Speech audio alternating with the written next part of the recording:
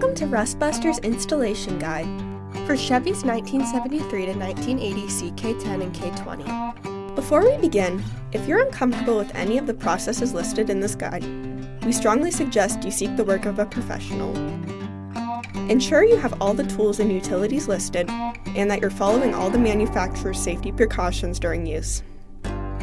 Step 1. Disconnect your vehicle's battery and inspect for potential fire hazards such as leaking fuel lines and engine components. Prepare or remove these before starting. Finally, clear the work area of any safety hazards. Step 2.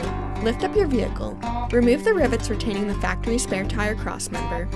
Once the rivets are removed, punch out the remaining rivets using a hole punch.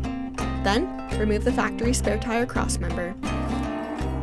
Spray the work area with a weld-through primer to help prevent against rust development. Step 3. Slide the spare tire crossmember into place using the frame holes to help with the alignment. With a 14mm socket and 15mm wrench, screw in the included hardware on each end of the crossmember.